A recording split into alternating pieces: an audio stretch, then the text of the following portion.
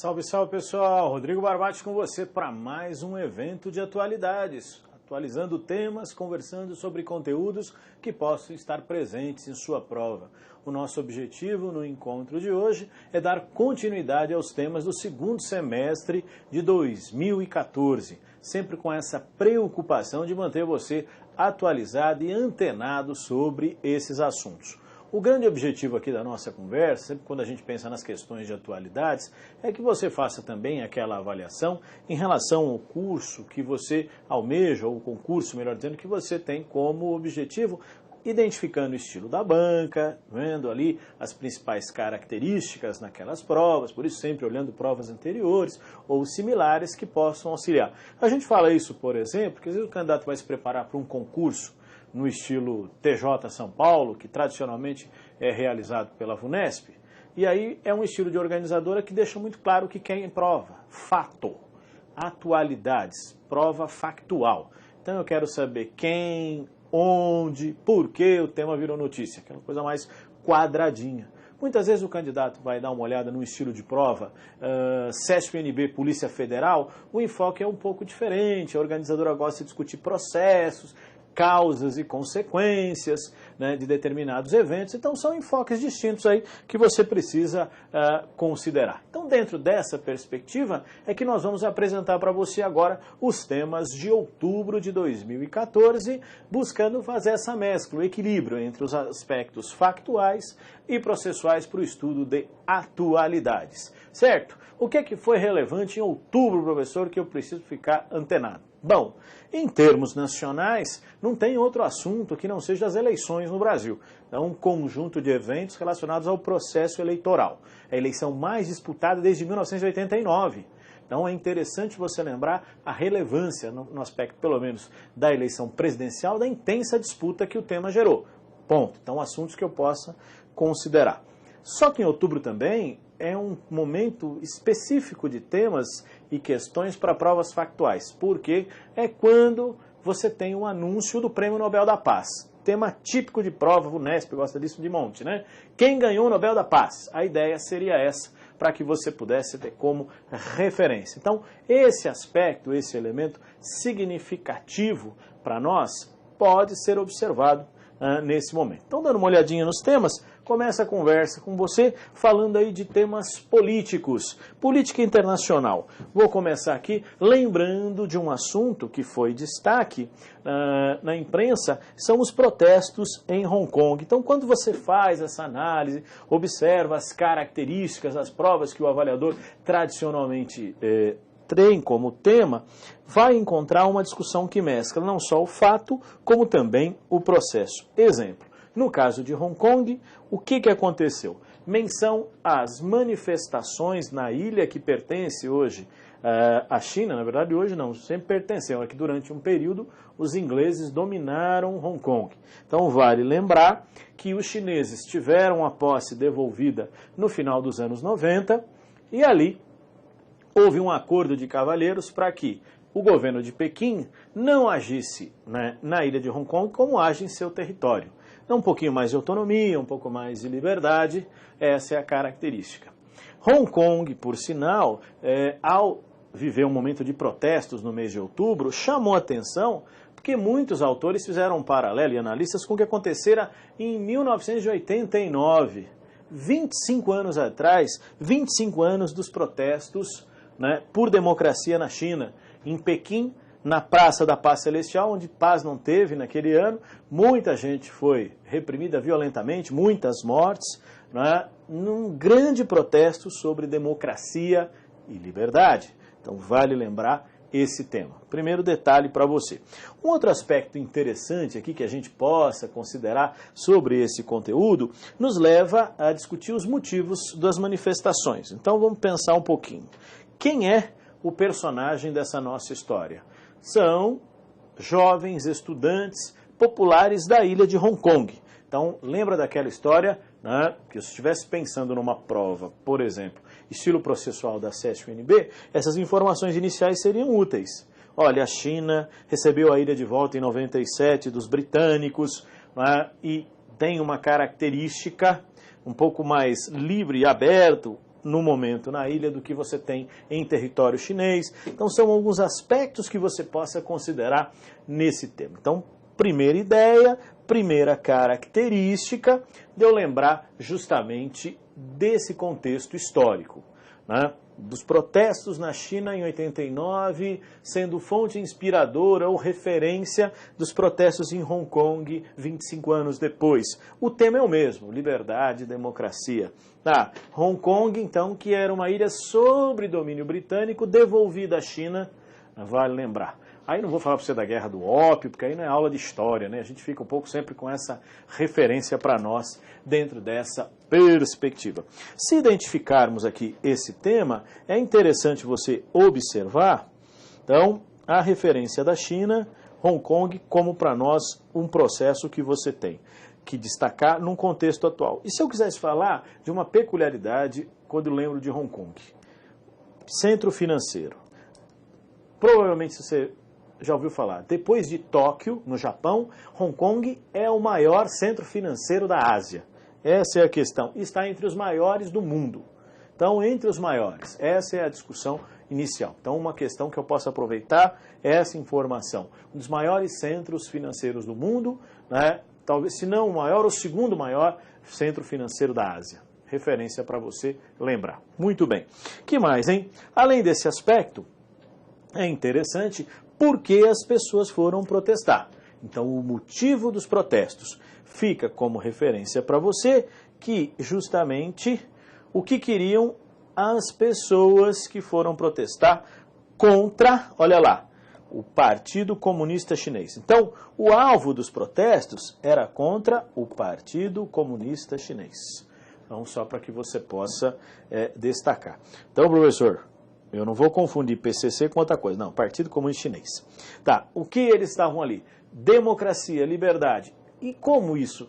Ora, o direito de escolher livremente seu governante. Então, quando você faz, né, menção a essa questão, você está aqui, ó, eles querem livremente poder escolher o seu governante em 2017, como era definido desde que os britânicos devolveram a ilha, o compromisso de que Pequim respeitaria esse direito. Então, a ideia geral do contexto, as origens, o processo, as manifestações, a importância de Hong Kong, você tem aqui em linhas gerais. Tá, mas professor, se eu estivesse pensando numa prova factual, a la VUNESP para o TJ, vai, de São Paulo. O exemplo seria, o que é a Revolução do Guarda-Chuva? Sim. Então, ó, Revolução do Guarda-Chuva. Protestos em Hong Kong por democracia. Muito bem, então já está resolvido se fosse aquela pergunta factual. Então, quem é o personagem? O personagem em Hong Kong, onde na Ásia. Por quê? Por causa da rebelião ou revolução do guarda-chuva. Protestos por democracia. Bom, bem factual para você lembrar. Essa seria a referência do tema, ok? Então, um assunto aqui interessante que marcou o mês de outubro, que eu acho que você pode, né, dar uma atenção.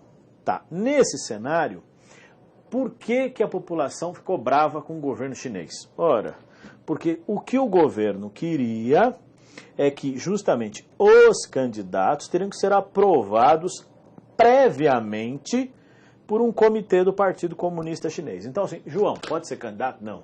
João não gosta das nossas ideias, esse não pode ser candidato. O Luiz pode? Luiz pode. Então a população não teria liberdade para escolher quem ela quisesse, mas sim quem o Partido Comunista Chinês autorizasse. Então, é esse o tema, é esse o motivo dos protestos em Hong Kong. Essa seria a ideia para a gente considerar um assunto significativo do mês de outubro, vale lembrar. Que mais, hein, professor? Além desse tema, é sempre interessante destacar aquelas provas ou conteúdos de prova que têm um enfoque mais factual, como eu disse. Então, é pergunta clássica. Quando eu me lembro e vejo essa questão, me recordo de 2004, 2010, por exemplo, em provas que a VUNESP realizou para os TJs, fazendo a mesma pergunta. Quem ganhou o Nobel da Paz? Então, quando eu vejo essa pergunta, lembro aqui, né, não só nesse concurso, mas em vários concursos que caem as questões quem, onde, por quê? A pergunta, Nobel da Paz 2014, tem dois. Olha lá, paquistanesa Malala Yousafzai e o indiano Kailash Satyarthi. Ok? Então, é bem factual mesmo. Quem ganhou, onde nasceu, quem ganhou, pronto. Justamente lembrar. Qual seria o motivo? O motivo, né, para justificar esse processo? Bom, o motivo que leva à premiação desses dois personagens é simples. Malala, que foi uma jovem paquistanesa que sofreu um atentado, né, o grupo radical Talibã, que é um grupo radical islâmico que atua no Paquistão e no Afeganistão, atacou a jovem paquistanesa porque ela defendia o direito das meninas estudarem. E aí ela foi alvo de um atentado, ficou gravemente ferida, foi se recuperar na Inglaterra, onde ela está hoje, e recebeu o prêmio de Nobel da Paz pela sua luta pelo direito à educação. Publicou um livro recentemente também contando a sua história. Então é interessante observar esse tipo de pergunta que é clássico em provas factuais, né? Já o indiano Kailash Satyarthi tem um trabalho com jovens, crianças, né, que foram exploradas em termos de trabalho, de violência sexual. Vários temas também estão na luta desse indiano que se destaca na sua luta para receber o prêmio, para receber estes jovens que foram vítimas de violência e acabou sendo reconhecido e recebendo o prêmio. Uma curiosidade, hein? A Malala acaba sendo a mais jovem premiada no Nobel da Paz na sua história. Nesse sentido, né, sempre importante destacar, os 114 anos em que um prêmio é entregue, nunca alguém tão jovem, com 17 anos, ou seja, a jovem nem atingiu a maioridade, já foi reconhecido o seu trabalho e ela recebeu o prêmio. Então está aqui, basicamente para você lembrar quem é a Malala, né? Olha, lembrar o grupo Talibã, que é um grupo radical islâmico que atua no Paquistão e no Afeganistão, né? Olha lá, direito de educação das mulheres e das jovens, a sua luta como referência. E aqui, olha, isso foi tema de uma prova da VUNESP de 2012, ela foi tema, a questão do TJ, de 2012, quando tivemos uma questão relacionada a esse conteúdo. Vale lembrar, não foi para o TJ, né, professor? Uma prova de 2012 da VUNESP, não confunda, perdão.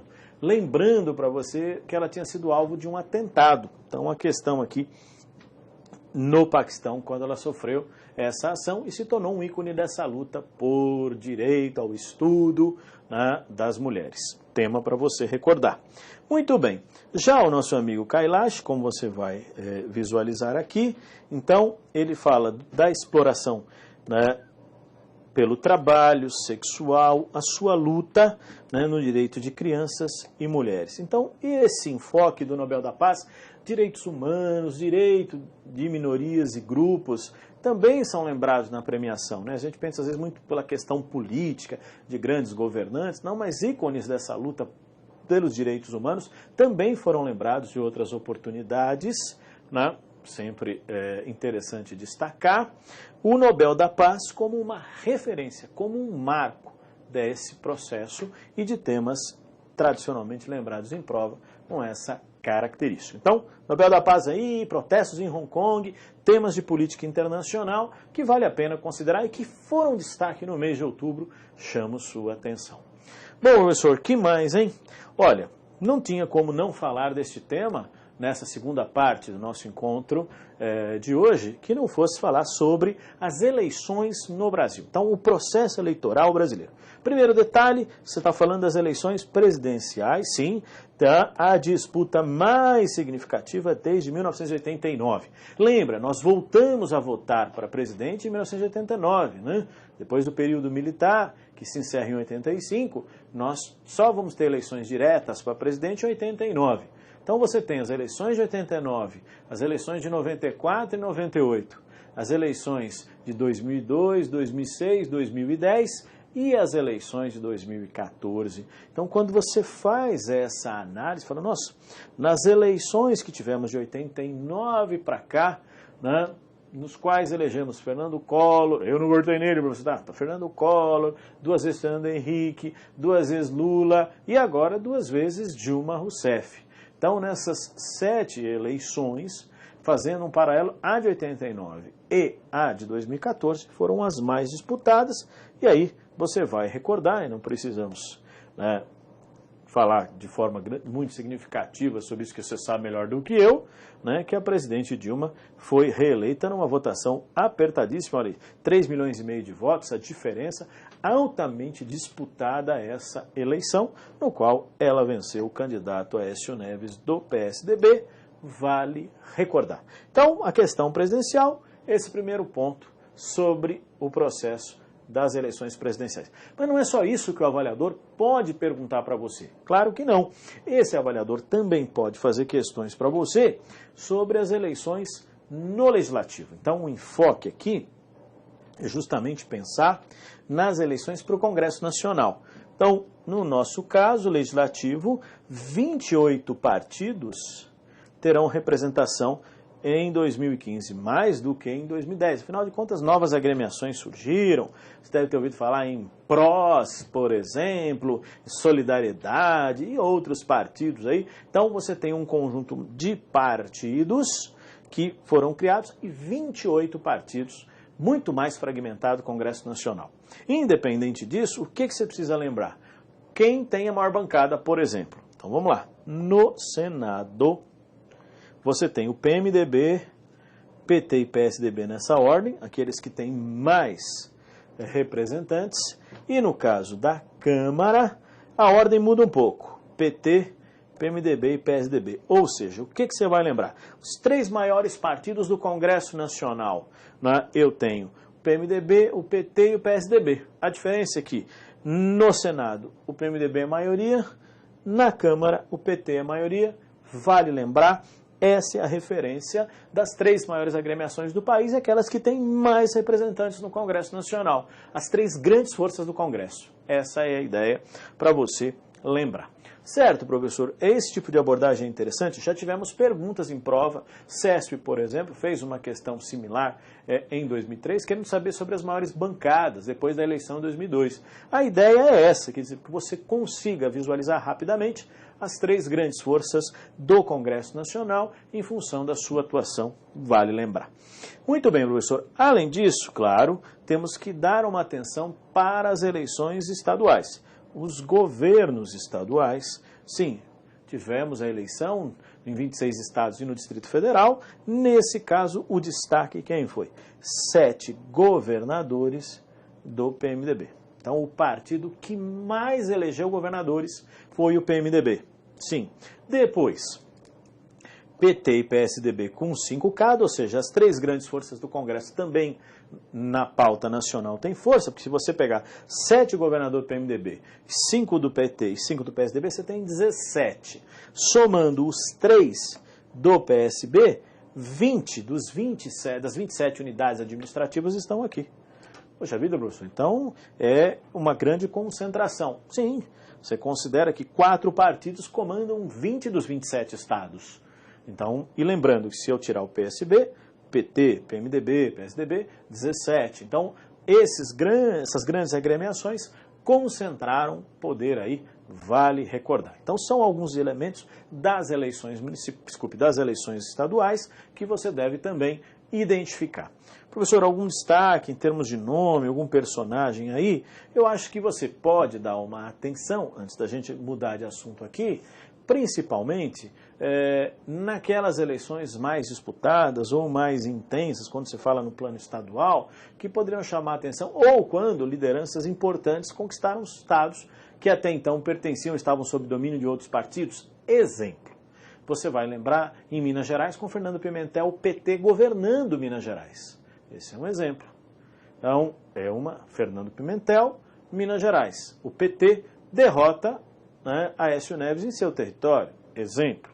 Ou como São Paulo, que reelege Geraldo Alckmin e dá uma votação maciça para o PSDB para a presidência. Vamos lembrar que praticamente 2/3 dos paulistas votaram para presidente Aécio Neves no segundo turno, só para você ter uma ideia, né, onde justamente o PT nasceu. O PT nasceu em São Paulo, e foi derrotado aqui e levou uma cacetada. Então, um exemplo, como você tem como referência. Ou Ivo Sartori ganhando no Rio Grande do Sul, né, como candidato do PMDB. São alguns exemplos das eleições estaduais, certo? Muito bem. Mudando de tema, professor. Mudando de tema, falar um pouquinho sobre ecologia, meio ambiente, tema que também, volta e meia, está presente em diversas provas. Aqui, quero chamar a sua atenção sobre desmatamento na Amazônia, sim, né?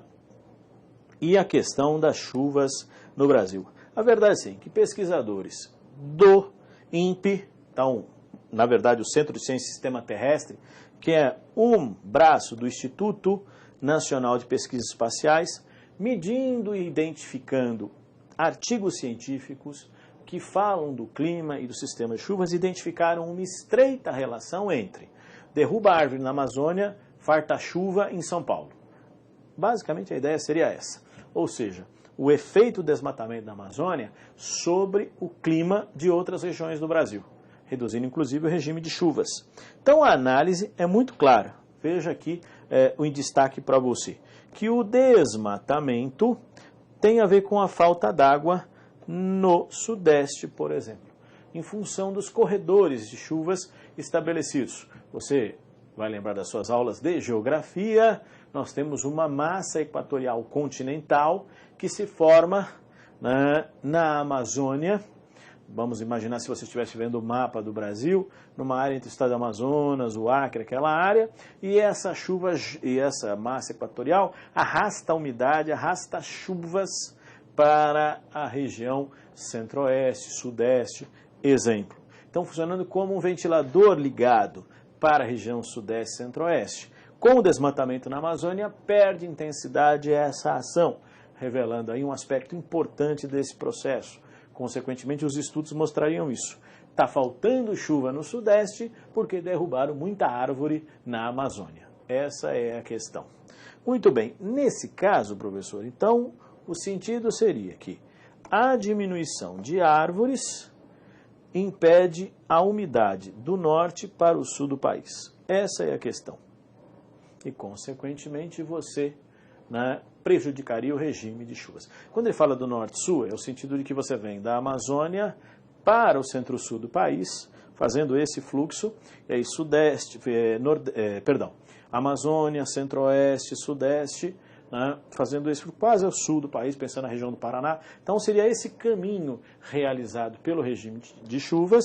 Então, só para que você possa pensar em termos de Amazônia, fazendo esse percurso em direção, por exemplo, ao sul do país, como um grande corredor, trazendo umidade e chuva para a nossa região aqui, onde eu vos falo. Nesse sentido, é interessante lembrar que esse é um tema, entre outros, da questão ecológica, por causa do problema da água. A crise hídrica no Brasil tem suas referências nesse processo. E não é, claro, o único motivo, mas é um motivo significativo dos problemas enfrentados pela região como destaque. Certo? Então, tema importante, assuntos significativos que poderiam ser lembrados em prova. Para você, a questão ecológica é sempre uma referência. Ok? Muito bem, professor. Para a gente concluir o raciocínio, deixa eu mostrar um exemplo aqui da prova do IESES sobre eleições. Então, eles faziam a seguinte questão. Nesse ano, 2014, os brasileiros aptos irão escolher democraticamente sua nova ou novo presidente. Além da opção de reeleger o atual governo comandado por Dilma Rousseff, serão opções como candidatos a presidente, todos os nomes abaixo, exceto. Então, quem não é candidato a presidente, ou quem não foi, perdão. Então, eu dei uma adaptada no exercício aqui, para que você pudesse ter uma referência. Então, você lembra que o pastor Everaldo foi candidato, o Rui Costa Pimenta foi candidato pelo Partido da Causa Operária, o Eduardo Jorge, do Partido Verde, foi candidato, Luciana Genro pelo PSOL, todos candidatos à presidência. Agora, Laércio Benco, ele foi candidato ao governo de São Paulo pelo PHS.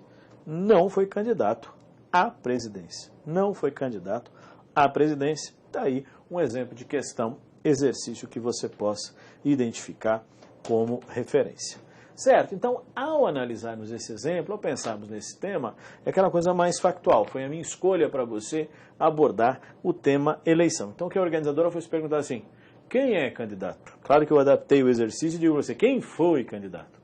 Então, lembrando que nós tivemos candidatos de partidos nanicos, alguns citados aqui para você, né, como referência, e grandes partidos como o Dilma Rousseff, o próprio Aécio Neves, Marina Silva, exemplos aí de candidatos à presidência que você vai lembrar. Então seriam esses elementos para que você pudesse ficar de olho. Tá bom, pessoal? Por hoje é só. Obrigado a todos, bons estudos, até a próxima.